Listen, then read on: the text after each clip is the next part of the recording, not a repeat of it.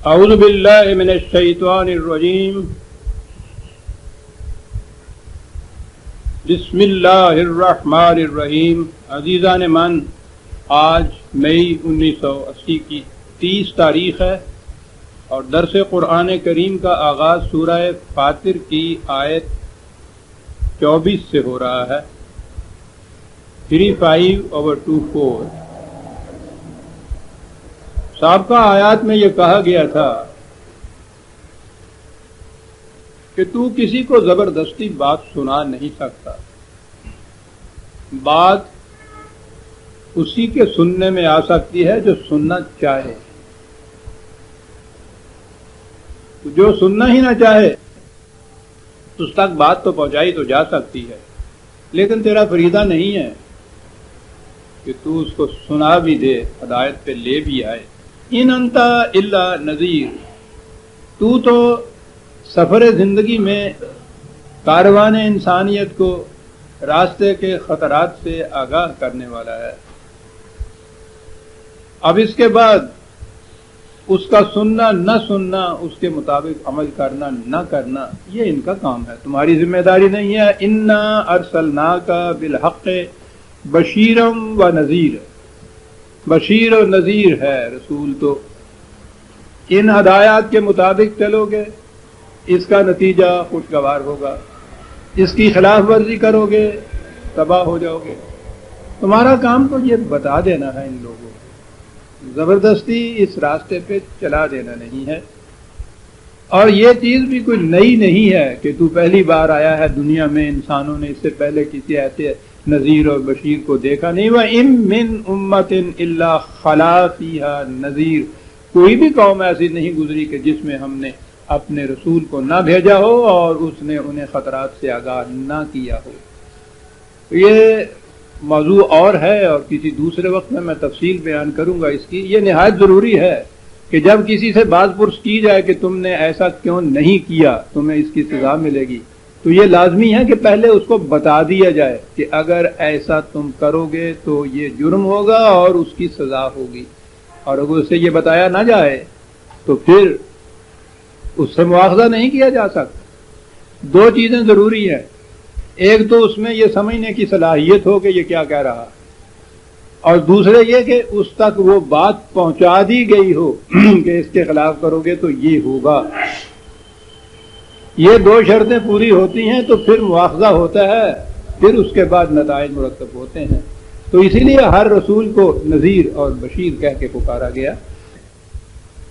کہا کہ ہر قوم کے اندر، ہر امت کے اندر رسول آتے، نذیر آتے رہے، لیکن وَإِن يُكَذِّبُوكَ فَقَدْ كَذَّبَ الَّذِينَ مِن قَبْلِهِمْ جَاءَتْ رُسُلُهُم بِالْبَيِّنَاتِ وَبِالزُّبُرِ وَبِالْكِتَابِ الْمُنِيرِ ثُمَّ أَخَذْتُ الَّذِينَ كَفَرُوا فَكَيْفَ كَانَ نَكِيرِ۔ دونوں آیتیں ساتھ رہے، اچھا ہے۔ کہا کہ اس کے بعد یہ ہے کہ تو ان کو ان سے آگاہ کرتا ہے اور یہ تیری تکذیب کرتے ہیں۔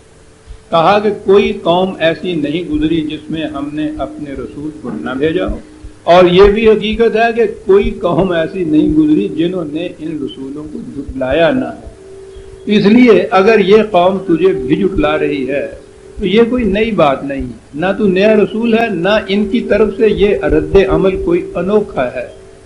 مفاد پرست گروہ ہمیشہ یہی کرتا چلا آ رہا ہے۔ شاید آپ کو یاد نہ رہا ہو تو میں پھر یاد دہانی کرا دوں۔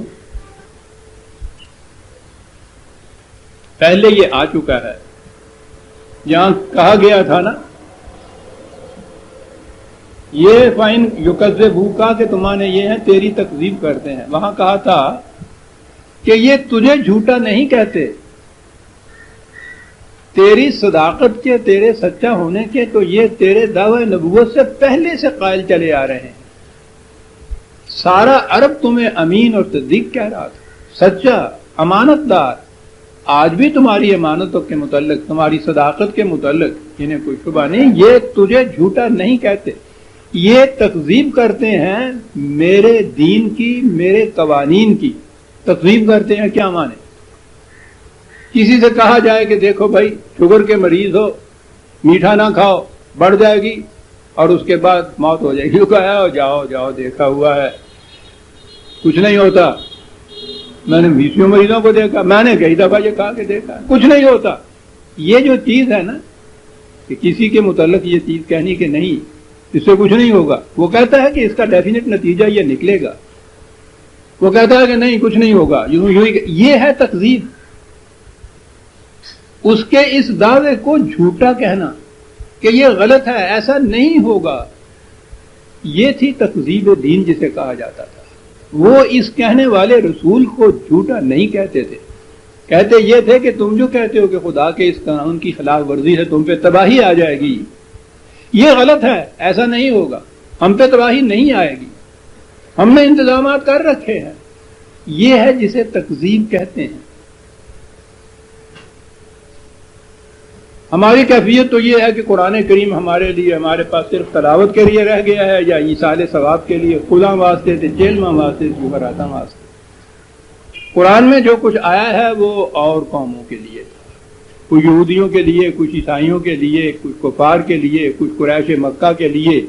یہ سارا کچھ جو کچھ اس میں احکام دیے ہیں، ہدایات دی ہیں، تنبیہ کی ہے، یہ سارا تو ان کے لیے تھا، اور ہمارے لیے ایک ایک حرف سے 30 نیکیاں حاصل کرنے کے لیے۔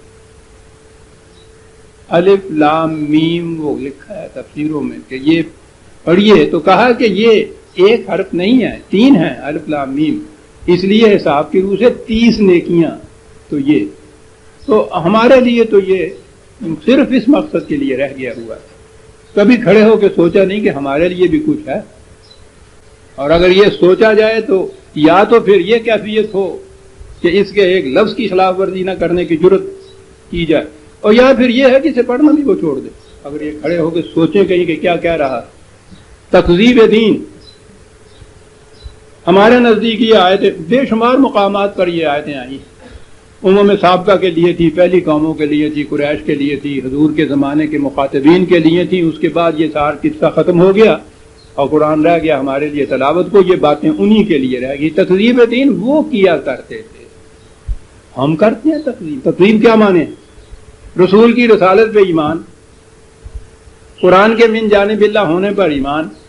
ایمان کے معنی یعنی دعویٰ یہ کہ ہم مانتے ہیں کہ یہ ہے، اور اس میں اگر یہ کہا جائے کہ ظالم کی کھیتی پنپ نہیں سکتی، وہ تباہ ہو کے رہتی ہے، وہ قوم، تو یہ بات جو تھی نا یہ اصل میں قریش کے لیے کہی گئی تھی، یعنی ہمارے لیے نہیں۔ یہ اس کے بعد زبان سے نہ بھی کہا جائے کہ ظلم کا انجام تباہی ہوتا ہے، عملاً وہ ظلم کی روش اختیار کیے چلے جائیں، اس کے معنی یہ ہے کہ ہم دین کی تکذیب کر رہے ہیں۔ الدین کہہ رہا ہے انہ لا یفلح الظالم، کہ یہ ایک حقیقت ہے، واضح یاد رکھو کہ کبھی بھی ظلم پنپ نہیں سکتا، وہ کامیاب نہیں آخر الامر ہوتا۔ کچھ وقت کے لیے وہ اپنے دعوے اور اپنا تحکم جتاتا ہے، لیکن آخر الامر تباہی ہے اس کے لیے۔ وہ یہ کہتا ہے ہم ظلم پہ ظلم کیے چلے جاتے ہیں۔ یہ کیا بات ہوئی؟ تو یہ بات ہے نا، ہم کہتے ہیں کہ نہیں صاحب یہ یوں ہی بات ہے، اصل میں جو کہہ دیا اس نے کچھ نہیں ہوتا ہوا تھا، ہمیں پتا ہے اس کا۔ اسے کہتے ہیں تکذیب دین، یعنی ماننا اسے کہ ہاں صاحب ہے یہ خدا کا کلام، انکار نہیں ہے، کفر نہیں اس سے کہا، لیکن عملاً یہ ثابت کرنا کہ جو کچھ یہ کہہ رہا ہے یہ ٹھیک نہیں، صحیح نہیں، غلط ہے۔ یہ تکذیب دین، کھڑے ہو کے کبھی سوچیں ہم تو سمجھ میں آئے کہ قرآن کریم نے جہاں جہاں تکذیب کے لیے کہا ہے، کیا وہ آیات ہم پہ ہی منطبق نہیں ہوتی؟ بہت سے مقامات چھوڑ دیجئے، ایک پوری سورت ہے، 107 نمبر سورت کا ہے، الماعون اسے کہا جاتا ہے۔ ارأیت الذی یکذب بالدین، بات تو سیدھی، اگر یہ کفار کے متعلق ہوتی کہ جو مانتے ہی نہیں تھے تو یہ نہ کہا جاتا کہ تو نے اس شخص کے یا ان لوگوں کی حالت پہ غور کیا ہے جو الدین کی تکذیب کرتے ہیں۔ وہ تو الدین سے انکار کرتے تھے، ان کے متعلق تو کفار کہا جائے گا کہ کیا تم نے ان کو دیکھا کہ جو الدین سے انکار کرتے ہیں، کفر کر برتتے ہیں۔ یہ نہیں کہا. الدین کی تکذیب کرتے ہیں تو کیا مانے ہوئے کہ الدین کو لفظاً تو مانتے ہیں وہ، عملاً اس کی تکذیب کرتے ہیں، جھٹلاتے ہیں کہ یہ جو کہتا ہے ایسا کرنے سے یہ ہوگا، یہ ایسی بات نہیں ہے. غور کیجیے عزیزان من کہ کیا ہم ہی مخاطب نہیں ہیں کہ مانتے ہیں اس قرآن کو کہ یہ خدا کی کتاب ہے، الدین خدا کا دیا ہوا دین ہے، ہم الحمدللہ اس پر قائم ہیں، اور تکذیب کرتے ہیں اس کی کہ اس نے جو کہا ہے کہ اس سے تباہی آئے گی اور ہم وہ کیے چلے جا رہے ہیں. تو اس کے یہ معنی ہے نا کہ ہم عملاً اس کی تکذیب کرتے ہیں کہ نہیں جھوٹ کہتے ہو تم. ارایت اللہ جو کذب بالدین، ارایت عربی زبان والے جانتے ہیں یہ وہاں بولا جاتا ہے جہاں محسوس طور پہ ایک چیز سامنے نظر آ جائے، نظری اعتقادی ذہنی تصوراتی نہ ہو کہ ہم ذہن میں تصور کر لیں. ہم تو یہ تصور کرتے ہیں نا کہ نہیں یہ ہم پنپ رہے ہیں، ہم خوشحال ہو رہے ہیں. ارایت اللہ یکذب بالدین. اور پھر قرآن تو یہ دعویٰ کرنے کے بعد یوں ہی نہیں چھوڑ دیتا، بتا دیتا ہے کہ یہ کون لوگ ہیں کہ اس قرآن کو خدا کی کتاب بھی مانتے ہیں اور دین کی تکذیب بھی کیے چلے جا رہے ہیں. یہ وہ ہیں فذلک الذی یدعو الیتیم. یہ وہ ہے کہ جو شخص جو لوگ معاشرے میں تنہا رہ جاتے ہیں ان کو یہ دھکے دیتا ہے. اللہ اکبر. دین کی تکذیب کرنے والے دیکھتے یہ ہے کہ پارٹی کس کی بڑی، جتھا کس کا زیادہ، میجورٹی کن لوگوں کی، ان کا تو صاف. اور جو یتیم کے زمانے ہم نے کر لینا جس کے ماں باپ مر گئے ہوئے ہیں، صرف وہ یتیم ہم نے کہہ دیا. اور ان کو بھی جس طرح دھکے دیے جاتے ہیں ہمارے سامنے ہے. لیکن عربی زبان میں یتیم کے معنی صرف وہی نہیں جس کے ماں باپ مر، ہر وہ جو تنہا رہ جائے. وہ تو میں کئی دفعہ بتا چکا ہوں کہ ہم تو سارے کے سارے اس معاشرے کے اندر یتیم ہیں. ہر شخص کی مصیبت تنہا اس کی مصیبت. کوئی اگر کسی طرح اس کی کچھ مدد بھی کرتا ہے تو اتنا بڑا احسان اس کے سر کے اوپر رکھ دیتا ہے کہ اس سے وہ مصیبت جھیل لینا اس کے لیے زیادہ آسان تھا بنسبت اس احسان سے. یہ میرے ہی ذہن کی تفہیم نہیں ہے کہ میں نے کہا کہ پورے معاشرہ کے اندر رہتے ہوئے ہر ایک ہم میں سے یتیم. قرآن نے کہا ہے یتیمن ذا مقربہ. اتنے معاشرے میں دوسروں کے قریب ہوتے ہوئے تنہا. کیا بات ہے قرآن کی عزیزان مان. یہ اصطلاح جو ہے یتیمن ذا مقربہ کہیں اور نہیں ملے گی. شاید آپ کو یاد ہوگا میں نے بتایا تھا کہ یہ چیز امریکہ کے دو مصنف تھے جنہوں نے کتاب لکھی تھی ایک وہاں کے معاشرے کے متعلق. ہم اپنے ذہن میں کہتے ہیں کہ وہ معاشرہ جو ہے اس میں تو آپس میں بڑا کوآپریشن ہوتا ہے، تعاون ہوتا ہے، ہمدردیاں ہوتی ہیں. وہ اس معاشرے کے متعلق کتاب لکھی. کتاب میں کیا تھا اس کو چھوڑ دیجیے، اس کا ٹائٹل بتا رہا ہے کہ وہ کتاب میں کیا تھا. وہ اپنے معاشرے کے متعلق کہتا ہے دی لونلی کراؤڈ. ترجمہ ہے یتیمن ذا مقربہ کا. دا لونلی کراؤڈ، ہجوم جس میں ہر فرد اپنے آپ کو تنہا محسوس کرتا ہے. وہاں تو پھر بھی ہمیں نظر آتا ہے کہ کچھ لوگ کسی دوسرے کی مدد کرتے ہیں، خواہ کسی جہے سے صحیح. میں سمجھتا ہوں جیسے ہم یتیم ہیں اس کا تو شاید ہی کہیں اور مثال نہیں. یتیمن ذا مقربہ. اتنی بستی دنیا کے اندر، اتنے بڑے ہجوم کے اندر، اتنی بڑی آبادی کے اندر ہر فرد اپنے آپ کو تنہا محسوس کر رہا ہے. فضال تقریب دین. جرم ملاحظہ فرمائیے عزیزان مان، جرم ملاحظہ فرمائیے. تقریب دین جرت ہے یہ کہ دین کو یہ بھی ذہن زبان سے یہ ماننا کہ یہ خدا کی کتاب، یہ خدا کا ارشاد، یہ اس کا دیا ہوا دین. زبان سے کہہ جاتی ہیں کافر نہیں ہیں ہم، مکذب ہیں، تکذیب کرتے ہیں کہ نہیں کچھ نہیں ہوتا. فذلک الذی یدعو الیتیم ولا یحض علی طعام المسکین. جس کا چلتا ہوا کاروبار رک کے رہ جائے، جس کی گاڑی کہیں رک جائے، بیچارے کی حرکت اس کے اندر نہ رہے، چلنے کی ہمت اس کے اندر نہ رہے، اس کی روزی کے لیے نہ خود انتظام کرتے ہیں نہ دوسروں سے کہتے ہیں کہ اس کا انتظام کرنا چاہیے. تقریب دین. کہا اپنے آپ کو یہ فریب کس طرح دے لیتے. کہ نہیں صاحب یہ ہمارے لیے نہیں ہے، ہم تو دین کی تکذیب نہیں کرتے. کہا نمازیں پڑھتے رہتے. قرآن ہے عزیزان من، قرآن ہے. تکذیب کرنے والوں کے متعلق تو کہا ہی تھا، کہا فویل للمصلین الذین هم عن صلاتهم ساہون. تباہی ہے ان نمازیوں کے لیے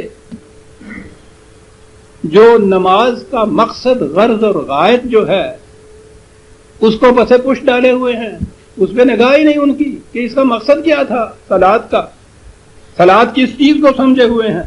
الذین هم یراؤون، جو چیزیں یوں نظر آتی ہیں نا، اٹھنا بیٹھنا ہاتھ باندھنا نیت کرنا، یہ کہتا ہے بس اس کا نام انہوں نے صلاۃ رکھ چھڑا ہے، اور جس مقصد کے لیے یہ صلاۃ ہم نے فرض قرار دی تھی اس کو انہوں نے بھلا چھوڑا.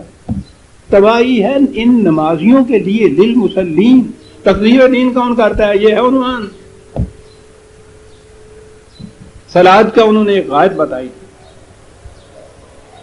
اور کچھ نہیں تو تنہا عن الفحشاء والمنکر سے. نماز تو ہر قسم کی برائیاں اور بے حیائیاں جو ہیں ان کو دور کر دیتی ہے. کہا ان کو دیکھیے یہ کیا ہے مصلین، مطمئن ہیں. کہے سے وہ جو فارمل حرکتیں ہوتی ہیں اس کے اندر، محض یہ دیکھنے کی چیز جو ہے اس کی ادائیگی کے بعد سمجھ لیتے ہیں کہ ہم نے فریضہ خدابندی پورا کر دیا، لیکن نہ یتیموں کی پرورش، نہ مسکین کی مدد. نماز میں اپنے آپ کو فریب دے دینا کہ اس کا نام ہے صلاۃ، وہ ہم نے پورا کر دیا. کہیں جا کے مسجد میں دیکھیے ان لوگوں کے یہاں سے تیری نماز نہیں ہوئی. آپ کو کیسے پتا چل گیا نہیں ہوئی؟ وہاں سے آ گئی چٹ آپ کے پاس کہ اس کی ہو گئی ہے، اس کی نہیں ہوئی. کیسے نہیں ہوئی؟ تمہارے پاؤں کے درمیان اتنا فاصلہ نہیں تھا، بس اتنا فاصلہ ہو جائے تو نماز ہو گئی، اتنا نہیں ہے تو نماز نہیں. یراؤن، جو چیزیں مرئی طور پہ دیکھ رہے ہیں سامنے، یہ حرکتیں یا یہ فاصلے، یہاں ہاتھ باندھو پھر سینے کے اوپر ہاتھ باندھو تو حنفیوں کے نزدیک نہیں ہوئی، نیچے ہاتھ باندھو تو اہل حدیث کے نزدیک نہیں ہوئی، یہ باندھو اہل حدیث کے نزدیک ہو گئی. یعنی اندازہ لگائیے معیار ہو گئی اور نہ ہو گئی کا. ہم یراؤن کہ جو چیزیں یوں سامنے نظر آتی ہیں صرف وہ معیار انہوں نے کام رکھا. عزیز امان، قرآن ہے یہ تو کہیں جانے ہی نہیں دیتا، بھاگنے ہی نہیں دیتا. آپ کو اب معلوم ہوا کہ یہ قرآن ناظرہ پہ جو زور دیا جاتا ہے کہ بغیر معنی کے پڑھتے رہو ساری قرت، یہ قاری آپ کے جو ہے طائفوں کے اندر آتی ہے، گا گا کر بھی قرآن کو پڑھتے ہیں. تلاوت قرآن کریم اتنی ہوتی ہے اتنی شدت سے تاکہ یہ قرآن کے معانی کی طرف نہ قوم کہیں آ جائے. جس کو الف لام میم کہہ دینے سے 30 نیکیاں مل جائیں، اس کو کیا پڑی ہوئی ہے کہ یہ بات اس کے بعد پھر بیٹھا ہوا یہ بھی سوچے کہ الف لام میم کے معنی کیا ہیں. نیکیاں تو آ گئیں. ہم یراؤن، کہا یہ اتنے پہ مطمئن ہو جاتے ہیں کہ یہ جو حرکات نظر آتی ہیں وہ صحیح ہونی چاہیے تو نماز ہوگی. اور کیفیت یہ ہے کہ وَيَمْنَعُونَ الْمَاعُونَ، وہ رزق کے جسے بہتے پانی کی طرح دواں رہنا چاہیے تھا کہ جس کو ضرورت ہے اس ندی میں سے لے لے، اس کے آگے بند لگا دیتے ہیں، اپنے لیے اس کو معقول کر لیتے ہیں. ارایت الذی یکذب بالدین، دین کی تکذیب کرنے والے. کہتا ہوں اس سے بڑا جرم کوئی اور نہیں ہو سکتا. معاذ اللہ، خدا کو جھٹلانا کہ نہیں تم غلط کہتے ہو، کہ اس کا نتیجہ تباہی ہوگا نہیں ہوگا. دیکھو ہم بتا دیں گے تمہیں. تکذیب دین عزیزان من اتنی بڑی چیز. میں تو صرف ایک صورت آپ کے سامنے لایا ہوں. اگر اس موضوع پہ میں یہ چیزیں لاؤں، اگر آپ کوئی تحقیق یا سمجھنے کی چیز ہو تو تدویب القرآن جو میری ہے نا اس میں دیکھیے گا. سارے قرآن کے مقامات ایک عنوان کتابیں میں نے حوالے دے رکھے. تکذیب دین کون کرتا ہے، یہاں آپ نے دیکھ لیا کون کرتا ہے. اب یہ جو چیز ہمارے سامنے آئی، وہیں یکذبوک فقد کذب الذین من قبلہم، کہ اگر یہ جھٹلاتے ہیں تمہیں تو اس سے پیشتر یہ لوگ ایسا کرتے رہے تھے. پھر اس کا نتیجہ بھی انہوں نے دیکھ لیا تھا. ہم نے جب اس کی گرفت کی ہے تو انہوں نے دیکھ لیا، اور تم نے بھی دیکھ لیا. تاریخ کے اوراق سے پوچھو، ان بستیوں کے اجڑی ہوئی بستیوں کے کھنڈرات سے جا کے پوچھو، وہ بتائیں گے کہ پھر خدا کی گرفت کیسی ہوا کرتی ہے. یہ جو کہتے تھے کہ کچھ نہیں ہوتا ہمیں، دیکھو کیا ہوا ان کے ساتھ. تکذیب دین کا یہ نتیجہ ہوتا ہے. ان کے پاس رسول آئے. یہ زبر، کتاب منیر، بینات، قرآن کریم نے یہ مقام اور آئے گا جہاں بتاؤں گا. پہلے تو بینات ہوتی ہیں اس کے سامنے، وہ دلائل پیش کرتا ہے، دلائل کے ذریعے سے پیش کرتا ہے. زبر جو ہے عام طور پہ زبور کی جمع اس کو کہا جاتا ہے. زبور کے متعلق ہمارے یہاں ہے کہ حضرت داؤد علیہ السلام پر جو کتاب نازل ہوئی تھی اس کا نام زبور تھا، ایسا نظر نہیں آتا. زبر جمع ہے، زبور جو ہے کوئی کتاب بھی جلی لکھی ہوئی جو ہو اسے زبور کہتے ہیں. زبر اس کی جمع ہے، کتابیں اس کے معنی ہو سکتے ہیں. تو انبیاء کی طرف سے دلائل آتے تھے. زبور کی پیمانے کر دیے کتاب منیر سے. کتاب قوانین کو کہتے ہیں. پہلی چیز جو یہ وہ قرآن نے دی ہے وہ دلائل ہوتے ہیں، وہ پیش کرتا ہے. جب وہ کوئی ان دلائل سے مطمئن ہو کے اس جماعت میں داخل ہوتا ہے تو پھر قوانین کا نفاذ ہوتا ہے. بہرحال اس نے کہا کہ پہلے انبیاء بھی آئے، رسول آئے، انہوں نے یہ کچھ کہا لیکن انہوں نے تکذیب کی. اب آگے دیکھیے کہ وہ کس طرح سے یہ کہتا ہے کہ ہمارے قوانین جو ہم نے بنا دیے ہیں ان کے مطابق نتیجہ برآمد ہو کر رہتا ہے. اب یہ چیز جو تھی ذہنی نہیں کہی، تصوراتی نہیں کہی. فزیکل ورلڈ جو ہے، خارجی کائنات جو محسوس کائنات جو ہے اس کے اندر وہ لاتا ہے، دلائل وہاں سے دیتا ہے، شہادتیں وہاں سے پیش کرتا ہے. اور شہادتیں پیش کرتا ہے اپنے قانون کی محکمیت کی. اور آیت بڑی اہم دو آیتیں ہیں. کہا ذرا دیکھو خارجی کائنات کے اندر کہیں بھی ہمارے دین کی تکذیب ہو رہی ہے.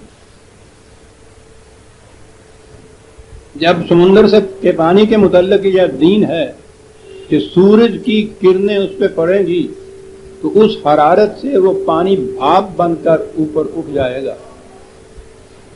کبھی تم نے دیکھا ہے کہ سمندر نے اس کی تکذیب کی ہو؟ سورج کی حرارت اس پہ پڑے اور وہ پانی بھاپ نہ بنے اور پھر وہ بھاپ دوسری ہوا سے ہلکا ہو، کبھی اس بھاپ نے تکذیب کی ہے؟ پھر وہ اوپر چلا جائے اور اس کے بعد جہاں بھی ایسا فضائی کرہ آئے جس میں ٹھنڈک ہو تو وہ بھاپ پھر پانی بن جائے اور وہ پانی ہوا سے بھاری ہو اور پھر وہ نیچے اتر آئے. کہا ان میں سے آپ دیکھتے ہیں اس پروسیس میں کسی نے بھی تکذیب کی ہے کہ نہیں تم غلط کہتے ہو کہ بھاپ پانی بن جائے گی تو نیچے اترے گی؟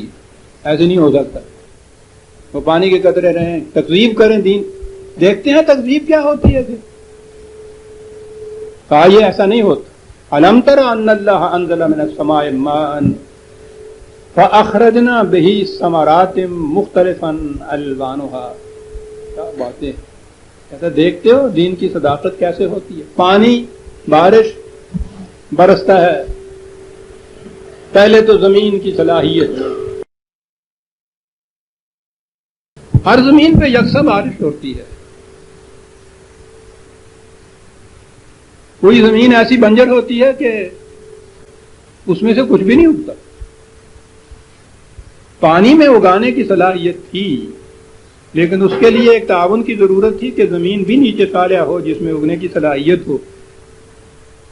تو خدا کی یہ وحی، اس کے قوانین، ابر رحمت، یہ تو برستا ہے پوری انسانیت کے اوپر. اب نیچے زمین کا فرق آ گیا.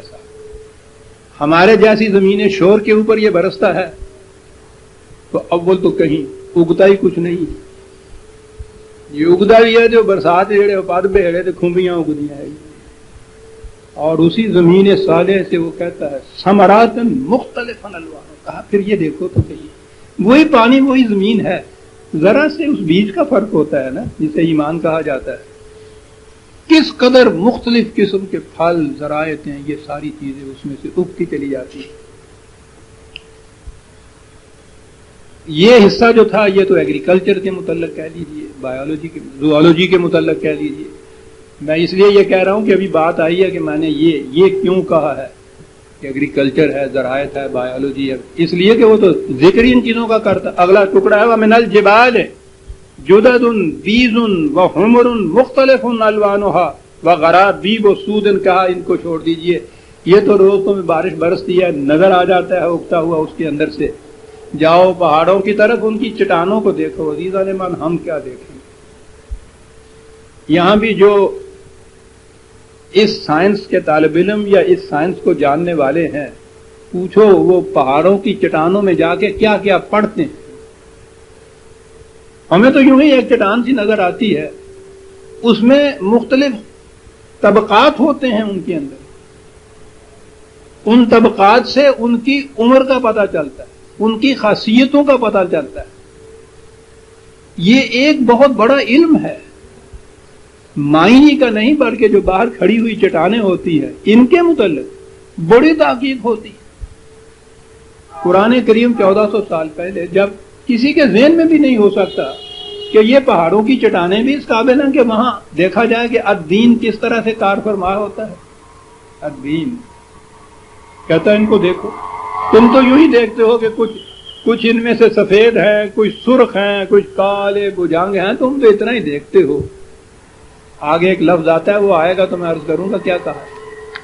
تم اتنا ہی دیکھتے ہو، ان سے پوچھو جو اس کی تحقیق کرتے ہیں کہ یہ جو مختلف رنگ اس میں سے نظر آتے ہیں ان کے معنی کیا ہیں، کس کس قسم کے قوانین کی عطایت کی انہوں نے اور اس کے اندر سے یہ تغیر پیدا ہوا. وَمِنَ النَّاسِ وَالدَّوَابِّ وَالْأَنْعَامِ مُخْتَلِفٌ أَلْوَانُهُ كَذَلِكَ. اسی طرح سے کہا انسانوں کی دنیا کے اندر جاؤ، حیوانات کی دنیا کے اندر جاؤ، اور جاندار چیزیں کہ جو رینگنے والے بھی ہیں، دواب میں ہر قسم کی جاندار چیز آ جاتی ہے. یہ ساری چیزیں جتنی بھی ہیں بایولوجی کی طرف آ گئی، جاندار چیزیں انعام کی طرف آ گئی، حیوانات کے متعلق جاندار چیزیں، الناس کے متعلق جاندار، اور جس قسم کی جاندار چیزیں ہیں. عزیزان من، کون سا حصہ ہے علوم کا جو بنیادی طور پہ چھوڑ دیا ہو اس کے اندر ہے قرآن نے؟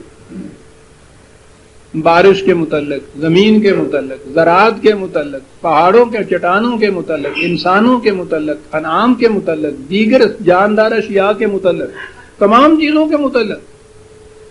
پتہ ہے آگے کیا کہا ہے؟ ہمارے ہاں علماء کرام کا لفظ تو ایسا عام ہو گیا ہوا ہے،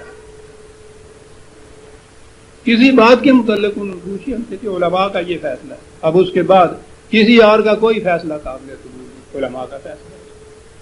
علماء عالم کی جمع. سوال یہ ہے کہ قرآن میں بھی کہیں یہ علماء آیا ہے، اور اس نے کن کو علماء کہا ہے؟ علماء تو وہ ہوں گے نا کہ جنہیں وہ علماء کہے. قرآن میں 2 ہی مقام کے اوپر علماء کا لفظ آتا ہے، ایک تو علماء بنی اسرائیل ہے، ان کو تو چھوڑ دیجئے، وہ ان کے تھے. یہاں آیا ہے علماء کا لفظ. سنیے، دیکھ رہے ہیں کیا کیا گنایا جا رہا ہے، پھر دوہرا دوں. فضا کے متعلق علم، بارش کے متعلق علم، زراعت کے متعلق علم، چٹانوں کے متعلق علم، انسانوں کے، دواب کے، انعام کے، ان تمام علوم کے بعد کہا انما یخشی اللہ من عبادہ العلماء. عوام تو ان کو دیکھ کے آگے گزر جاتے ہیں. علماء کی کیفیت یہ ہے کہ وہ ان کے اوپر غور کرتے ہیں تو خدا کی عظمت سے تھر تھرا اٹھتے ہیں. کون غور کرتے ہیں ان پہ؟ ان علوم کے متعلقات. وہ کیا چیز ہے جس سے وہ کانپ اٹھتے ہیں، دیکھتے ہیں. کہا ان اللہ عزیز غفور. وہ یہ دیکھتے ہیں کہ غلبہ اس کا اتنا ہے کہ کوئی اس کے قانون سے سرتابی نہیں کر سکتا. اس قدر محیر العقول یہ کائنات، اجرام فلکی میں سے ایک ایک کو دیکھو، اگر ان میں ذرا سی بھی رفتار کا ایک سیکنڈ کے کروڑویں حصے کا بھی فرق آ جائے، سارے کرے ٹکرا کے مر جائیں، زمین پاش پاش ہو جائے. کہتا ہے وہ یہاں اتنا صاحب غلبہ ہے کہ اس نے ان کو جکڑ کے رکھا ہے قانون کی زنجیروں میں، غفور، اور اس کے ساتھ حفاظت کا سامان بھی اس نے کر رکھا ہے کہ محفوظ بھی رہے. کہا یہ ساری چیزیں جو ہیں ان پہ غور اور تحقیق کے بعد علماء جو ہیں وہ کہتے ہیں کہ کیا بات ہے، خدا کی عظمت سے کانپ اٹھتے. علماء کا لفظ یہاں ہے. عالم کی جمع علماء بھی آتی ہے، عالمون، عالمین یہ بھی آتی ہے. یہ دیکھیے دوسری جگہ عالمین کہا ہے، اس نے کہاں کہا؟ 30ویں سورت 20ویں آیت سے بات شروع کر لیجیے. 30/20. پہلی چیز میں اشارہ کرتے ہوئے چلا جاؤں گا کیونکہ مجھے عالمین پہ پہنچنا. وَمِنْ آیَاتِهِ أَنْ خَلَقَكُم مِّن تُرَابٍ. بات یہاں سے شروع کی. یہ تخلیق انسانی جو ہے کہا یہ بھی خدا کی حقیقت کو سمجھنے کی ایک نشانی ہے. چلیے وَمِنْ آیَاتِهِ أَنْ خَلَقَ لَكُم مِّنْ أَنفُسِكُمْ أَزْوَاجًا. پھر اس کے بعد یہ جو سلسلہ ازواج کا بنایا ہے ہم نے، میسکولین، فیمینن، مؤنث، مذکر، ان کے اختلاط سے آگے بڑھتی ہے نسل، بایولوجی سے کہتے ہیں. یہ بھی خدا کی آیات میں سے ہے. وَمِنْ آیَاتِهِ خَلْقُ السَّمَاوَاتِ وَالْأَرْضِ وَاخْتِلَافُ أَلْسِنَتِكُمْ وَأَلْوَانِكُمْ.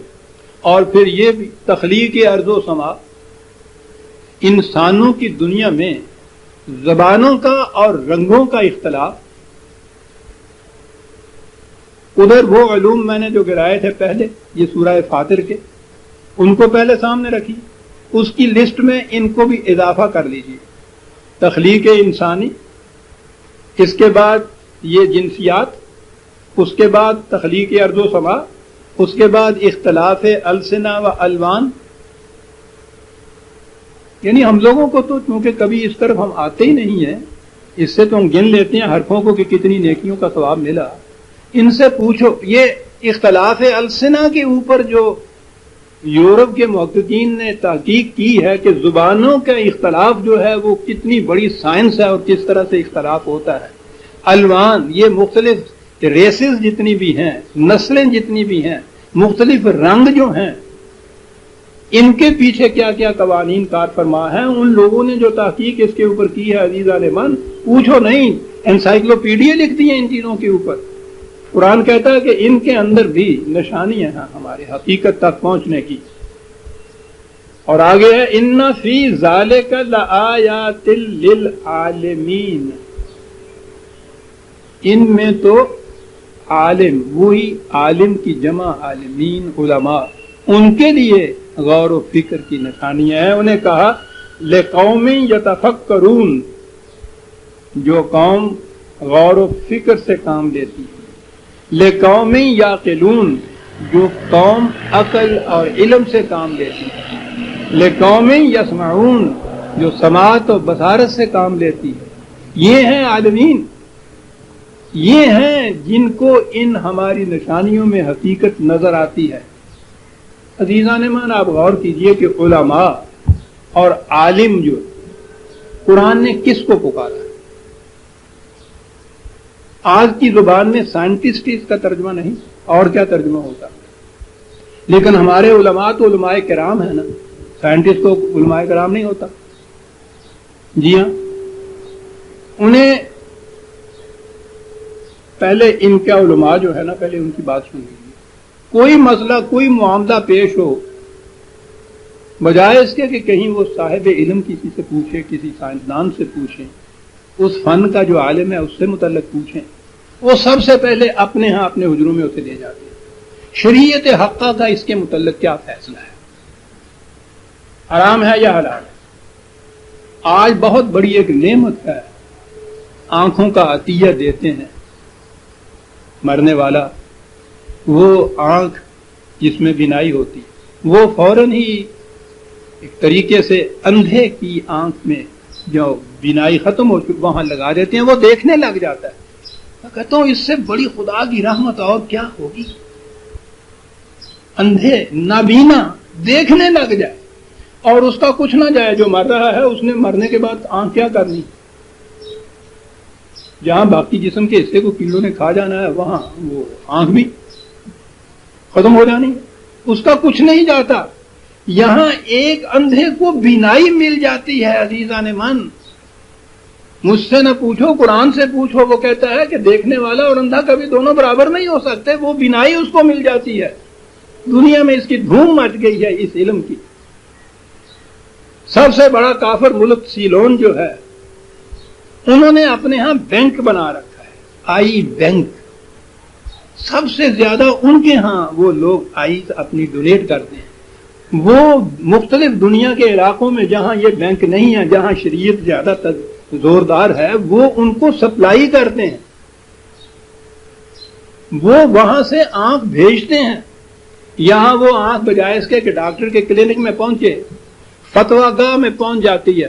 ارشاد ہوتا ہے کہ یہ شریعت کی روح سے حرام ہے یہ آنکھ لگانا. یہ نابینا دیکھ کیوں جائے؟ شریعت کے مطابق تو وہ ہے نا کہ ہر دیکھنے والے کو اندھا کر دیا جائے. انہوں نے اندھا کیا ہوا ہے ہم سب. اندھا دیکھنے لگ جائے، واقعی ان کی شریعت کی روح سے تو یہ نہ جائے اور فتوے لگے ہوئے. یہ پرانے زمانے کے جو آپ کہیں گے دقیانوسی قسم کے کوئی علماء ہوں گے جنہوں نے فتوے دیے. نہیں صاحب، آپ کے یہاں کے لیٹسٹ ماڈرن مرحوم مودودی صاحب کا فتویٰ معلوم. وہ آنکھ ہی کو نہیں، وہ تو جامع صفات تھے نا. وہ کہتے ہیں ایک کا دل دوسرے میں داخل کر دینا، کسی کا کوئی جگر دوسرے میں. اب یہ آ رہی ہے سب چیزیں، سب آرام، سب ناجائز علماء. لیکن بات تو یہاں علماء کی ہو رہی ہے کہ پہلے ان کے ہاں جاتا ہے. جب یہ نیا نیا لاؤڈ سپیکر ایجاد ہوا تو یہ پہنچا ان کی فتویٰ گاہ میں. مفتی محمد شفیع مرحوم 2-4 سال ہوئے ان کا انتقال کراچی میں ہوا. تقسیم ہند سے پہلے کی بات ہے، یہ سن 41 کی بات ہے، 40-41 کی. وہ دیوبند میں مفتی اعظم تھے. ان کے ہاں یہ بات پہنچی کہ لاؤڈ سپیکر کا استعمال شرعاً جائز ہے یا ناجائز. لاؤڈ سپیکر اب مفتی صاحب کے سامنے آیا، ان کی بات سمجھ میں نہ آئے کہ ہے کیا. بکرا ہوئے تو 10 بھی دن بھی حلال ہے کہ حرام لاؤڈ سپیکر. کہنے لگے نہیں، میں تو جب تک تحقیق نہ کر لوں گا اس وقت تک اس کے متعلق فتویٰ نہیں دے سکتا. کہ بڑے ہی ذمہ داری کا کام ہے صاحب. لاکھوں کروڑوں انسانوں کے ایمان کے متعلق معاملہ ہو رہا ہے، تو میری تو بڑی ذمہ داری عائد ہوتی ہے. بالکل ٹھیک ہے، بڑی خوشی ہے ہم کو کہ احساس ہوا. اب انہوں نے تحقیق شروع کی.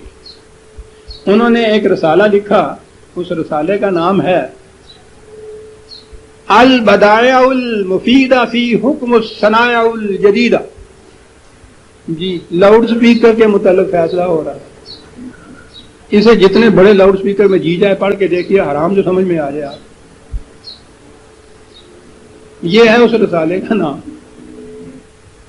اس میں انہوں نے لکھا یہ ہے کہ بات میری سمجھ میں آ نہیں سکتی. میں نے اس کی تحقیق کی. اس تحقیق کے لیے ان کا خود لکھا ہوا کہتے ہیں کہ میں نے اسے الیگزینڈر ہائی اسکول بھوپال کے سائنس ماسٹر مسٹر برج نندن لال صاحب کے پاس بات بھیجی. شریعت کا فیصلہ ہو رہا ہے اور سائنٹسٹ کتنا بڑا ہے. الیگزینڈر ہائی اسکول بھوپال کا سائنس ماسٹر، ہائی اسکول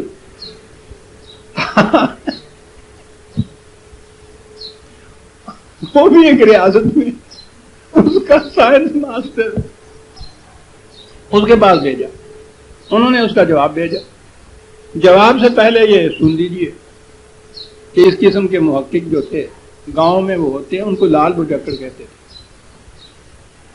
ہر بات جو گاؤں میں نہیں ہوتی وہ ان کے پاس چلے جاتے پوچھنے کے لیے کہ اگر یہ کیا بات. ایک دن گاؤں میں کہیں ہاتھی آ گیا. وہ علاقہ وہ تھا جہاں ہاتھی ہوتے نہیں تھے. گزر گیا، سمجھ میں بات نہ، بھاگے ہوئے گئے لال بجکڑ کے پاس. یہ کیا ہے؟ بات سن کے تو وہ رونے لگے. یہ بھی انہیں دیکھ کے رونے لگے. یہ پوچھا کہ صاحب آپ رو کیوں رہے تھے؟ کہنے لگا اس لیے رو رہا تھا کہ اب تو جو آپ کو اس قسم کی مشکل درپیش ہوتی ہے آپ آ جاتے ہیں بھاگے بھاگے میرے پاس کہ بتا دیجئے. میں بتا دیتا ہوں. میرا خیال ہوا کہ بھائی زندگی ہے، انسان ہی تو بلاغر ہے. میں جو کل کو مر جاؤں گا تو پھر تم کس کے پاس جایا کرو گے یہ پوچھنے کے لیے. تمہارے اس غم سے میرے آنسو نکل گئے. انہوں نے بھی آنسو پوچھے، انہوں نے بھی کہا کہ حضرت صاحب پھر بتا دیجئے یہ کون تھا. کہنے لگا تو میں نے بھی پتا نہیں ہے کہ اس کا تو مجھے بھی علم نہیں. برج نندن لال صاحب کو جو بھیجا انہوں نے جواب لکھ کے بھیجا کہ برقی قوت کی وجہ سے میں تو کم از کم یہ ماننے میں تامل کرتا ہوں کہ اصلی آواز ہے، تامل کرتا ہوں، اور اس کا انکار بھی مجھ سے ممکن نہیں کہ ثبوت مشکل ہے. یہ آیا جواب ادھر سے. اور اس تحقیق انیق کے بعد مفتی صاحب نے فتویٰ دے دیا کہ عبادات کے لیے لاؤڈ سپیکر کا استعمال حرام ہے. بڑی ذمہ داری تھی صاحب، شریعت کی روح سے حرام، کروڑوں انسانوں کے ایمان کا اس کے ساتھ تعلق ہے. اگر وہ اس کے بعد اس کو استعمال وہاں کرتے ہیں تو شریعت حقہ سے سرکشی ہے نا. یہ اندازہ لگائیے، رکتے ہیں تو اتنی بڑی مفید چیز جو ہے اسے اپنے اوپر حرام قرار دے. تو اتنی ذمہ داری جو تھی تحقیق کے بعد ہی اس کے متعلق فیصلہ دینا تھا. یہ انہوں نے فیصلہ دے دیا. 40-41 کی بات ہے، کیونکہ 41 کے طلوع اسلام میں یہ سارا درج ہوا تھا. وہ ہو گیا جناب، حرام ہو گیا.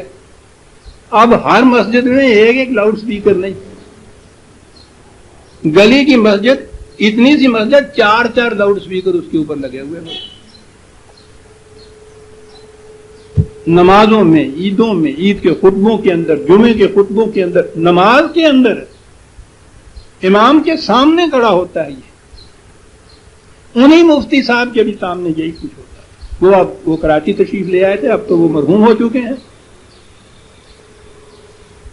یہ فتویٰ بھی موجود ہے اور یہ سب کچھ موجود. حتیٰ کہ اب تو اگر کبھی حکومت کسی اپنی مصلحت کی بنا پہ پابندی لگا دیتی ہے اس پہ، اس پابندی کے خلاف پروٹیسٹ اور احتجاج ہوتا ہے. کسی نے مجھے بتایا تھا کہ کوئی مقدمہ چل رہا ہے کسی امام صاحب کی طرف سے کہ حکومت نے یہ جو پابندی لگائی کہ اذان اور خطبے کے سوا لاؤڈ سپیکر کا استعمال، اس پہ پابندی ہے، تو انہوں نے اس کے خلاف مقدمہ دائر کر دیا کہ یہ تبلیغ دین کے خلاف ہے، ہم نہیں مانتے. یعنی وہ یہاں تک وہ جو حرام تھا مفتی صاحب کے فتوے کی روح سے، وہ فتویٰ موجود ہے. اس کی کیفیت یہ ہے کہ اگر حکومت کسی مصلحت کی بنا پہ کبھی کہتی ہے کہ اس کا یوں استعمال حرام ہے تو اس کے خلاف وہ پروٹیسٹ کرتے ہیں کہ حرام ہے تو حلال ہے تو ہم جانتے ہیں، ہم کرتے ہیں، تو اسی اجماع میں لگ دیں.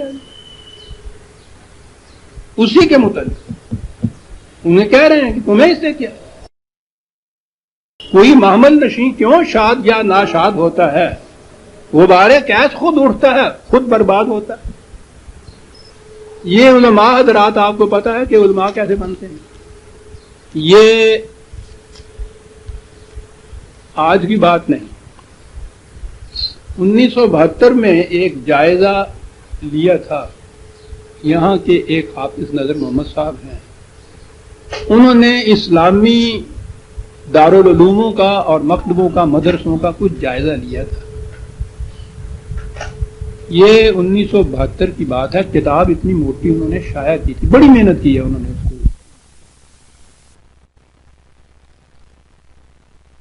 انہوں نے جائزہ لیا ہے تو 137 سے یہ 900 ہو گئے تھے.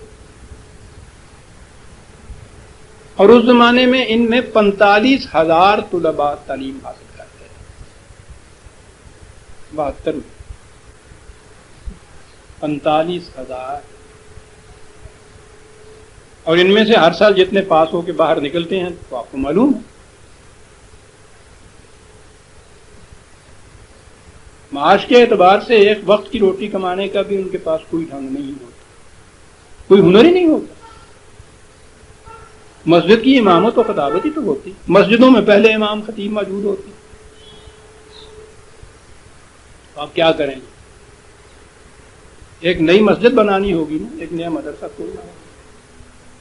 اگر وہ اسی قسم کی مسجد یا اسی عقیدے کی مسجد ہے جس میں پہلے وہ امام موجود ہے تو محلے کے نمازی کہیں گے نا کہ اس مسجد میں ہم پہلے سے جاتے ہیں، جگہ بھی موجود ہے، وہاں ہم جا کے پڑھتے ہیں. الگ کی کیا ضرورت ہے؟ وہ پہلے فیصلہ کرے گا کہ نہیں، یہ جو تمہیں نماز پڑھاتا ہے نا، یہ نماز ہوتی نہیں، سب نماز تمہاری نمازیں خراب چلی گئی. میں اس لیے بنا رہا ہوں کہ تمہاری نمازیں ہوں شریعت کے مطابق. ایلوپیتھک نال آرام نہیں تو ہونا، ہوموپیتھک والا ہو،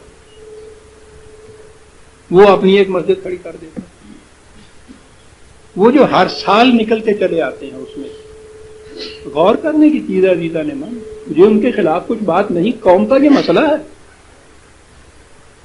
اس زمانے میں انہوں نے یہ لکھا تھا کہ وہ جو اس زمانے کے 900 تھے صرف، کہ 80 لاکھ روپے کا بجٹ ان کا بنتا ہے فی بار.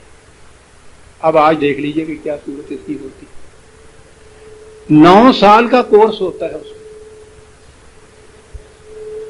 عمر کا 9 سال کا حصہ. ان کے نصاب کو دیکھ لیجئے. پہلے تو پڑھایا کیا جاتا ہے صرف نحو، عروض، منطق، فلسفہ، علم کلام، حیات، ہندسہ، مناظرہ، اصول فقہ، فرائض، اور قرآن کریم آخری سال میں ایک بیضاوی کی تفسیر ہے سورہ بقرہ، اس کی سے 9 سال. اور اس کے بعد ان کو سند مل جاتی ہے اس چیز کی کہ اس امت پر جس چیز کو چاہے حرام قرار دے دیں، جسے چاہے حلال قرار دیں. علماء کے قرآن یہاں انہیں کہتا ہے انما یخشی اللہ من عبادہ العلماء ان اللہ عزیز غفور. یہ ہیں ان علوم کے جاننے والوں کو قرآن عالم کہہ رہا ہے. میں تو نہیں کہہ رہا. یہ خدا کی عزیز ہونے کے، اس کے غفور ہونے کی علی وجہ البصیرت شہادت دیتے ہیں یہ لوگ. میں نے کہا تھا نا کہ وہ پیرس کا ڈاکٹر بوکیل، اس کی کتاب ذرا پڑھ کے دیکھ کیا کر گیا ہے وہ شخص غیر مسلم. اور یہ حضرات ہیں کہ یہ فتویٰ دیتے ہیں کہ یہ آنکھ ایک جو ہے دیکھنے والی، اس کو دوسرے کی آنکھ میں لگا دینا یہ بھی ناجائز. علماء ہاں یہ نہیں. ان الذین یتلون کتاب اللہ واقاموا الصلاة وانفقوا مما رزقناہم سرا وعلانیۃ یرجون تجارتا لن تبور. ان کے برعکس معاشرہ ہے کہ جن کی کیفیت یہ ہے یتلون کتاب اللہ. تلاوت کے معنی ہمارے ہاں تو یہ ہے نا پڑھ لینا. عربی زبان میں تلاوت کے معنی ہوتے ہیں کسی کی پیروی کرنا، کسی کے پیچھے پیچھے چلنا. تلاوت قرآن کریم کے معنی ہے قرآن کریم کی پیروی کرنا، اس کا اتباع کرنا. پڑھنا تاکہ اس کو سمجھا جائے، سمجھنا تاکہ اس کا اتباع کیا جائے. یہ ہے ضروری. یہ لوگ جو ہیں ان کی کیفیت یہ ہے کہ وہ صلاۃ کا نظام قائم کرتے ہیں. جو کچھ انہیں خدا نے دیا ہے، یہ بڑا جامع لفظ ہے قرآن کا، انفاق فی سبیل اللہ یا رزق کا. رزق صرف کھانے پینے کی چیزوں کو نہیں کہتے عربی زبان میں. انسان کی یہ جو فزیکل وانٹ جو ہوتی ہے، وہ جسم کی پرورش، نشو و نما اور انسانی صلاحیتوں کی نشو و نما سب اس میں آ جاتا ہے. اور بڑا لطیف ہے یہ، میں نے کہا تھا نا عربی زبان تو عجیب چیز ہے. رزق کے معنی ہے کہ ایسا سامان ملنا، اس میں شرط یہ ہے کہ بر وقت دیا جائے. واہ کیا بات ہے اس قوم کی، بر وقت دیا جائے. کہا وہ اس کام کے لیے جو کچھ ان کے پاس ہوتا ہے کھلا رکھتے ہیں، سر علانیۃً، دکھاوے کے لیے نہیں، ضرورت کے ماتے سب کچھ وہ دیتے ہیں. یہ وہ لوگ ہیں کہ نظر تو آتا ہے کہ دیے چلے جا رہے ہیں، لیکن یہ ایسی تجارت کرتے ہیں جس میں ان کو کبھی گھاٹا نہیں پڑتا. ورنہ نظر تو یہ آتا ہے کہ ہم تو دیے ہی چلے جا رہے ہیں، ملتا تو کچھ نہیں. کہا نہیں، اس تجارت میں ان کو کبھی نقصان نہیں ہوتا، گھاٹا نہیں پڑتا. لیجوفیہم اجورہم، کہتا سنو یہ تجارت کیسی. ایک تو یہ چیز کہ ان کا جو صلہ یا معاوضہ جو ہے اس کی محنت کا پورا وہ مل جاتا ہے. کارخانے کا مالک اس میں سے کچھ کاٹ ہی نہیں سکتا. ویجز میں نے کہا تھا نا، یہ سسٹم بدترین سرمایہ داری کا سسٹم ہے. سپلائی اینڈ ڈیمانڈ ہے، مزدور زیادہ ہے، تمہیں مانگ کم ہے، وہ جس بھاؤ پہ بھی آپ دیکھیں گے وہ بیچارہ آ جائے گا مزدوری کرنے، وہ تو بھوکا ہے. مقرر یہ کریں گے جو اوپر کے امپلائے کرنے والے ہیں کیا دہاڑی روز کی، وہ نہیں طے کرتے جو مزدور بیٹھے ہوئے ہوتے ہیں مارکیٹ میں آتے. یہ ویجز ہوتی ہیں، یہ محنت کا معاوضہ یا صلہ نہیں ہوتا، ویجز مقرر کی ہوئی ہوتی ہے. لیوفیہم قرآن نے یہ کہا کہ محنت کا محصل پورے کا پورا اس کا ہوتا ہے.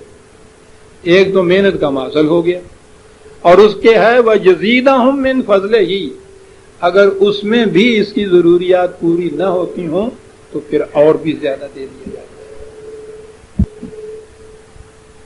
مقصد تو ضروریات زندگی پورا کرنے کا، اس کے ذمے کچھ کام لگائے، اس نے اپنی پوری محنت سے وہ کام سر انجام دی، اس سے کچھ پیدا ہوا ٹھیک ہے، ضرورت سے زیادہ ہے تو جو زیادہ ہے یہ خود ہی دے دے گا کہ اس کو دے دیجئے جس کی ضرورت پوری نہیں ہوتی، اس سے کم ہے وہ ہم اس کو دے دیں. قرآن کریم نے عزیزان ایمان عدل اور احسان کا حکم دیا ہے، فرض قرار دیا ہے. یامرکم بالعدل والاحسان، عدل تو یہی ہے کہ جو محنت کی ہے اس محنت کا محاصل جو اسے ملا ہے، یہ تو عدل ہے. لیکن اگر اس سے ضرورت پوری نہیں ہوتی تو احسان کے معنی ہیں جو کمی ہے اس کی وہ پورا کر دیا جائے. وَيَزِيدُهُم مِّن فَضْلِهِ إِنَّهُ غَفُورٌ شکور، حفاظت کرتا ہے کہ کسی کی محنت کو کوئی غصب کر کے نہ لے جائے. شکور کے معنی ہے بھرپور نتائج پیدا کرنے والا، ایسے بھرپور، یہ اس بکری کو کہتے تھے کہ چلتی ہوئی جس کے تھنوں میں سے خود دودھ ٹپکتا چلا جائے، اتنی دودھ سے لبریز، کہتا وہ ہے. والذی اوحینا الیک من الکتاب هو الحق مصدقا لما بین یدیہ ان اللہ بعبادہ لخبیر بصیر. ہم جانتے ہیں انسانوں کو کس چیز کی ضرورت ہے، ہم دیکھتے ہیں ان کے احوال اور کیفیات کو، اس کے اعتبار سے ہم یہ ڈائریکشن، یہ ہدایات دیتے چلے جاتے ہیں. تیری طرف اس کو ہم نے وحی کے ذریعے سے پیدا کیا ہے. وحی کے سوا کوئی بھی نظام ایسا نہیں عزیزان ایمان جو پوری عالمگیر انسانیت کی ربوبیت کا ضامن بن سکے. پوری انسان اور انسان میں، ہر نظام انسان اور انسان میں فرق کرے گا، قوم اور قوم میں فرق کرے گا، پارٹی اور پارٹی میں فرق کرے گا، فرد اور فرد میں فرق کرے گا. رب العالمین جو ہے وہ تو وحی کے ذریعے نظام دے کر سکتا ہے. اس میں تو کفر اور ایمان کا بھی امتیاز نہیں ہے، دونوں میں فرق نہیں ہے. گنڈا سنگھ بھی اگر اپنی زمین کو زراعت کے قانون کے مطابق کاشت کے قابل بنا کے اس کی حفاظت کرتا ہے، اس کی زمین بھی اتنی فصل دیتی ہے جتنی عبداللہ کی زمین فصل دیتی ہے. ربوبیت عالمینی. کفر اور ایمان کا تو فرق اس رزق کی تقسیم میں جا کے پڑتا ہے. وہ کس مقصد کے لیے اس کو صرف کرتا ہے، یہ کس مقصد کے لیے اسے صرف کرتا ہے. یہ وحی کے ذریعے سے ہم نے یہ ہدایات دی. وہی وہ ہے کہ جو ہم کہتے ہیں اس کو سچا کر کے دکھانے والی نظام. اس سے پہلے بھی ہم نے یہی چیزیں وحی کے ذریعے سے انبیاء کو دی تھی، ان کی قوموں نے ان کو سچا کر کے نہیں دکھایا. ہم تمہیں یہ دے رہے ہیں کہ ان دعاوی کو سچا کر کے دکھاؤ. مصدقن کے معنی ہوتا ہے سچا کر کے دکھانا، ورنہ بڑا اعتراض پڑتا ہے. اور اعتراض ہمارے ہاں یہ پہلے اعتراض اٹھاتے ہیں پھر جواب نہیں بن پڑتا. کہتے ہیں یہ کہ قرآن تصدیق کرتا ہے سابقہ کتابوں کی. قرآن خود سابقہ کتابوں کو محرف کہتا ہے کہ وہ تو تعریف والی کتاب ہے، تعریف شدہ ہے، ان میں کوئی کتاب بھی اپنی اصلی شکل میں نہیں ہے. تو ایک طرف وہ ان کتابوں کے متعلق یہ کہتا ہے، دوسری طرف ان کی تصدیق بھی کرتا ہے. مصدق کے معنی ہوتا ہے سچ کر کے دکھانے والا. ان کتابوں میں بھی یہ وعدے کیے گئے، ان کی امتوں نے پھر سچ کر کے نہ دکھایا.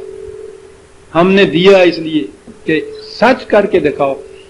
اوحینا الیک، رسول اللہ صلی اللہ علیہ وسلم کی طرف یہ وحی کی. تو اب رسول اللہ صلی اللہ علیہ وسلم کے بعد پھر قصہ یہ ختم ہو گیا؟ کہا نہیں. عزیزان ایمان دیکھیے ہماری ذمہ داری کیا آتی ہے. ثم اورثنا الکتاب الذین نصطفینا من عبادنا فمنهم ظالم لنفسه ومنهم مقتصد ومنهم سابق بالخیرات باذن اللہ ذلک هو الفضل الکریم. رسول کے بعد قرآن کریم میں یہ تھا کہ یہ نہ سمجھ لینا وما محمد الا رسول قد خلت من قبلہ افئن مات او قتل انقلبتم علی اعقابکم. رسول بھی بالآخر ایک بشر ہے، ہر انسان کی طرح ایک دن اس نے بھی مرنا ہے.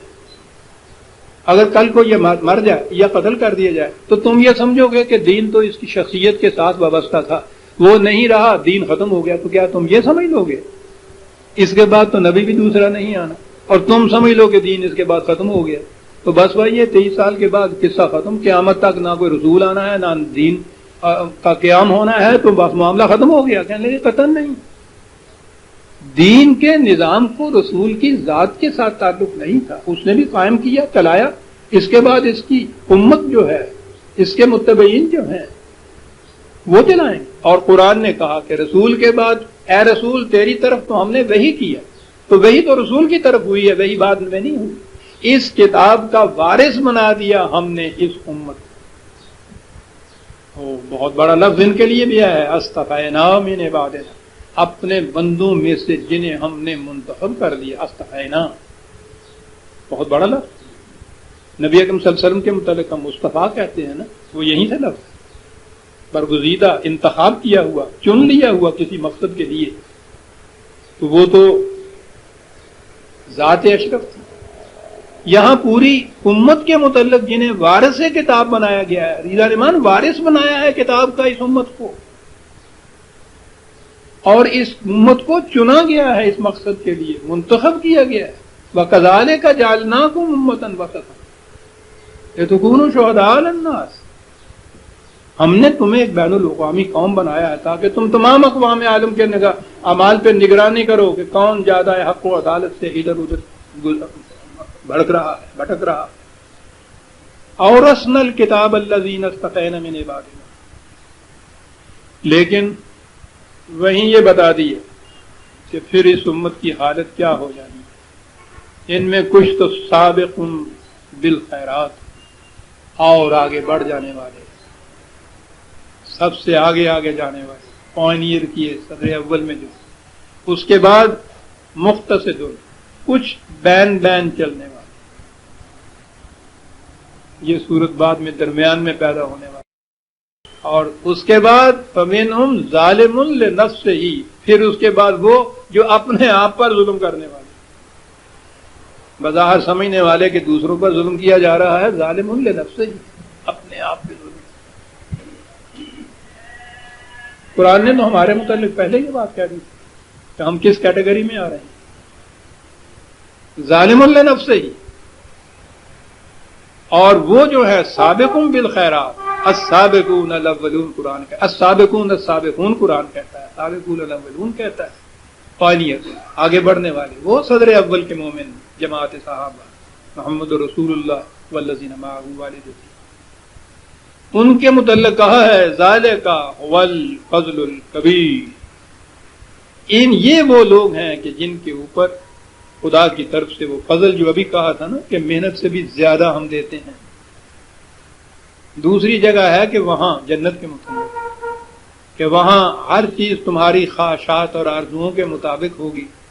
اور اس کے بعد ہے ولدینا مزید، ہم اس سے بھی زیادہ دیں گے. تو بات یہ پیدا ہوئی کہ اگر کسی کی آرزو کے مطابق سب کچھ مل جائے تو اس کے بعد اور زیادہ کیا.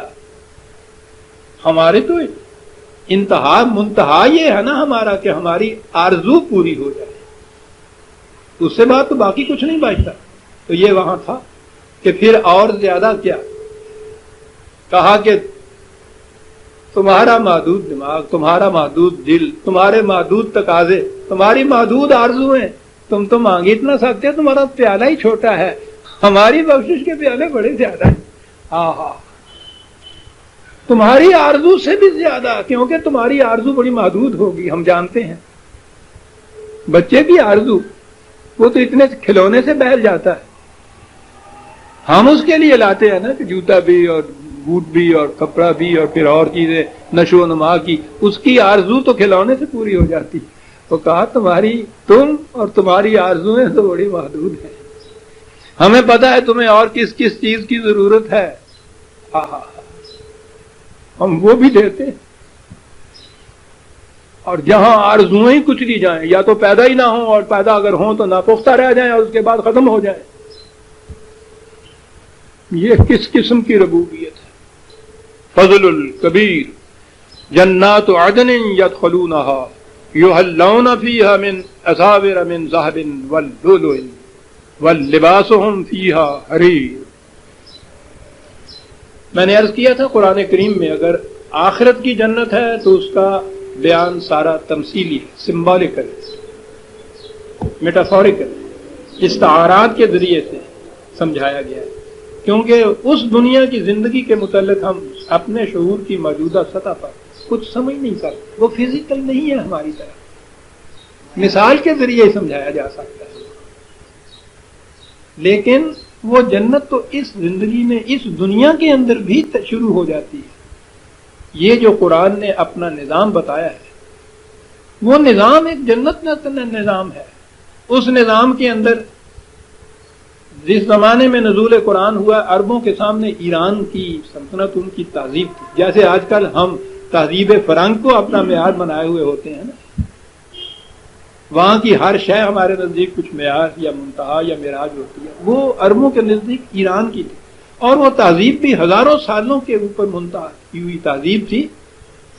عجیب و غریب چیزیں ان کے ہاں آ گئی. ان کے ذہنوں میں وہ نقشہ تھا. ہم دیکھتے یہ ہیں کہ ایک تو صحرا میں زندگی بسر کرنے والے عرب، پہلی چیز ان کے ہاں تو پانی، صاف شفاف پانی، ٹھنڈا میٹھا پانی. ہم آپ کیا جانیں اس پانی کی قدر. 1400 سال پہلے کا عرب نہیں. آپ نے بھی شاید خبر پڑی ہو، ابھی 2-1 ہفتے گزرے، سعودی عربیہ اور یہ ممالک جتنے بھی عرب کے جن میں پگھلا ہوا سونا اگل رہی ہے زمین میں، دریا بہ رہے ہیں سونے کے، ساری دنیا کو خرید سکتے ہیں. آپ کو پتہ وہاں ضرورت کیا ہے؟ وہ پینے کا پانی امپورٹ کرتے ہیں یورپ سے. پینے کا پانی، ان کے ہاں پینے کا پانی نہیں ہے. اتنا جتنی آبادی بڑھ گئی ان کو وہاں سے پانی منگانا پڑتا ہے. چنانچہ ہمیں تو پوچھے نہیں نا کس قدر ہم مستغنی واقع ہوئے. ہم نے آفر کر دیا کہ صاحب وہاں سے جو منگاتے ہو وہ 4 پیسے سانو دیا کرو، اور سارا ہڑ دا پانی اسی بخش دیا کریں گے. سانو سمجھ ہی نہیں آتی بھی اس پانی نو کریے کی، اور موج ہوگی ساڑی سے. انہوں نے آفر کر دیا کہ صاحب ہم سے منگائیے. پتہ نہیں انہوں نے کی جواب دیا. ان کو یہ تو پتا ہے نا کہ یہاں سے جو چیز بھی منگائی ہے بکس کھولنے کے بعد وہ نہیں نکلی جو انہوں نے سیمپل بھیجا. تو اگر پانی بھی تم نے ایسا بھیج دیا ہم کہ بعد میں ہمیں کہنا پڑے کہ ساقی نے کچھ ملا نہ دیا ہو شراب، تو اس بات میں میرا خیال ہے کچھ محتاط سے ہوں گے، کیونکہ پانی کا تعلق تو زندگی سے ہوتا ہے. میں کہہ یہ رہا تھا کہ عربوں کے نزدیک پانی آج بھی اتنا قیمتی ہے. اب بات سمجھ میں آئی جو یہ جنت کے متعلق کہا ہے. گھناؤں نے درخت اتنا سبزہ، سیاہی مائل سبزہ، ان کے نیچے سے یہ جن کو ہم آڈاں یا نالیاں کہتے ہیں نا، عرب ان کو نہر کہا کرتا تھا. ٹھیک ہی چھپڑ نو سمندر کہنا ہوں سی. ان کے یہاں نخلستان میں جہاں کہیں پانی جمع ہو جاتا تھا وہ سچے ہیں، سچے تھے، بلکہ آج بھی انہار. قرآن نے جنت کا جو نقشہ ان کے سامنے کھینچا، گھناؤں نے درختوں والے سایہ دار درختوں کے نیچے بہتا ہوا صاف شفاف پانی، درختوں میں خوشے لٹتے ہوئے ان پھلوں کے جنہیں تم دور سے ہی دیکھتے ہو ایران کی سرزمین میں وہ اگتے، بہترین قسم کے پھل خوشے لٹکتے ہوئے، اور پھر منہ میں پانی بھر آئے، ایسے خوشے کہ وہ خود بخود تمہاری جھولیوں میں آ پڑے. اندازہ لگا. ریت پہ سونے والے. آج بھی ایک دوست نے کہا کہ وہاں، میں نے کہا بڑی گرمی ہوتی ہے کویت بوزیبی یہ سب کچھ. کہنے لگے ہاں ہمارے لیے تو انتظام ہے ہر چیز ایئر کنڈیشن. کہنے لگے ان عرب و بدوؤں کو ہم نے دیکھا ہے مئی جون کے مہینے کے اندر 128 کی ٹیمپریچر، وہیں وہ ایک کھجور کے سائے کے تلے صحرا میں اپنا کمبل اوڑے ہوئے سو رہا. ان کے سامنے ایران کے ریشمی لباس، موتیوں کی مالائیں، سونے کے کنگن، صوفے، قالین، یہ سب کچھ قرآن کریم نے جنت میں یہ سب کچھ بتایا ہے کہ یہ ان کی جو آرزو کی انتہا ہو سکتی تھی نا، اس ولدینا مزید بھی کہا ہے کہ یہ سب کچھ بھی اور اس سے زیادہ بھی ہم کچھ تمہیں دیں گے. یہ ساری چیزیں جتنی بھی ہیں بس اس فرق کے ساتھ، اور یہ بڑا عظیم فرق ہے، وہ ایران میں ہوں یا روما میں تھیں یا مغرب میں ہوں یا آج بھی ہمارے معاشرے کے بعض گھرانوں میں ہوں، یہ ساری چیزیں جنت کی ایک خاص طبقے کے لیے. دوسرا طبقہ نان جمی تک سے محتاج ہوتا ہے اسی معاشرے کے اندر. جنت میں یہ سب چیزیں ہر ایک کے لیے ہوتی ہیں. جنت میں کہیں نہیں کہا گیا کہ اس طبقے کے تو یہ سب کچھ ملے گا. اتنا بھی نہیں کیا کہ سیکنڈ کوالٹی کے یہ لوگ درمیانے درجے کے ہیں، سفید پوچھنے انہوں لٹھائی دیتا جائے گا، نہ، کہیں کوئی فرق نہیں ہے فرد اور فرد کے اندر. تو جس معاشرے میں جو کچھ بھی ملے، خواہ وہ نان جمی سے شروع ہو، خواہ وہ حریر و اطلس پہ منتہا ہو، ہر فرد کو اگر وہی ملتا ہے عزیزان من تو وہ جنت ہے. جنت کا کوئی گوشہ جہنم نہیں ہے، جیسے جہنم کا کوئی گوشہ بھی جنت نہیں بن سکتا. یہ جو حریر و اطلس پہننے والے اور قالین بچھانے والے آپ کے ہاں ہیں، نار اللہ الموقدۃ التی تطلع علی افئدہ، جہنم کی آگ ان کے دلوں کو بھی لپیٹے ہوئے ہے، جنت میں وہ بھی نہیں. تو یہ فرق ہے قرآن کریم نے جو کہا کہ وہاں طبقاتی امتیاز نہیں. یہ نہیں کہ کچھ فرد جو ہے وہ محروم ہوں گے اور باقیوں کو یہ ملے گا. وہ تو آپ کو یاد ہی حضرت عمر کا قول، جب ان سے کہا تھا کہ آپ جو کی روٹی کیوں کھا رہے ہیں، گیہوں کی روٹی کیوں نہیں کھاتے؟ اب تو مملکت میں گیہوں خاصا، انہوں نے کہا تھا میں مصر سے خاصا گیہوں بھیجنا، گورنر تھے مصر کے، بھیج رہا ہوں، آپ کیوں نہیں کھاتے؟ سادہ سا جواب تھا. کہنے لگے کہ آپ مجھے یہ ضمانت دے سکتے ہیں کہ یہاں میری مملکت میں ہر فرد کو گیہوں کی روٹی ملتی؟ یاد ہے کہ عرب کے نزدیک گیہوں کی روٹی تو بڑی چیز تھی، عیش کے معنی گیہوں کی روٹی ہے. کنک دی روٹی کھان والا تو عیاشی کرتا سی ہوتے.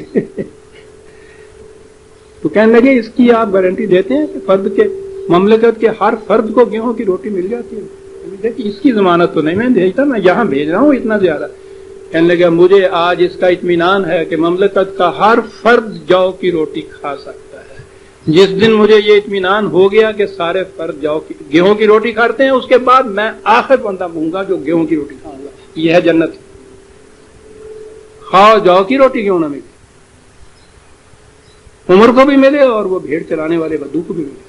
اور اس کے بعد یہ چیزیں تو دیں، یہ ساری چیزیں جتنی بھی یہاں ہیں آپ کے، یہ سونے اور چاندی اور موتی اور یہ ریشم وغیرہ، آپ کو پتہ ہے کہ علماء کرام کی شریعت کے فتوے کی روح سے یہ حرام ہے. یہاں یہ مردوں کے لیے یہ پہننا حرام ہے.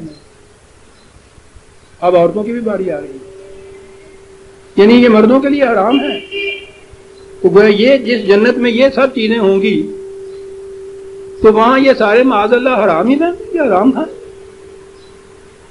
قرآن نے تو تفریق یہاں نہیں کی کہ یہ وہاں حوروں کے لیے ہوں گے، آپ لوگوں کے لیے کچھ نہیں ہوگا. یہ بات غلط ہے. خدا کی نعمتیں جو ہیں خدا کے بتائے ہوئے طریقے سے حاصل کی گئی ہوں، خدا کے بتائے ہوئے طریقے سے استعمال کی گئی ہوں. کوئی زینت کی چیز قرآن کہتا ہے حرام نہیں قرار دے سکتا. قل من حرم ذنہا، کس دھڑلے سے کہا، چیلنج پوچھو ان سے کون ہے جس کو یہ جرت ہو کہ ہماری حلال قرار دی ہوئی چیز کو حرام قرار دے. یہ کہتے ہیں ہاں ہے. کر لو کیا کرتے، کر لو کیا. اور یہ چیزیں تو طویل لباس کی اور موتیوں کی اور سونے کی اور چاندی کی بات تو جنت کی آگے آتی ہے. وقالوا الحمد للہ الذی، الحمد کہاں کہا ہے جا کے؟ وہ ذات کہ جس کی کیفیت یہ تھی اذهب عنا الحزن، جس نے ہم سے حزن دور کر دی. خوف اور حزن دو لفظ عربی زبان میں. خوف تو محسوس خطرے کو کہتے ہیں. پہلی چیز تو قرآن نے کہا ہے لا خوف علیہم، مومن کا معاشرہ یہ ہے کہ ان کو کوئی بیرونی خطرہ نہیں ہوتا کسی قسم، لیکن بیرونی خطرے سے محفوظ ہونے کے بعد قلب تو مطمئن نہیں ہوتا انسان کا۔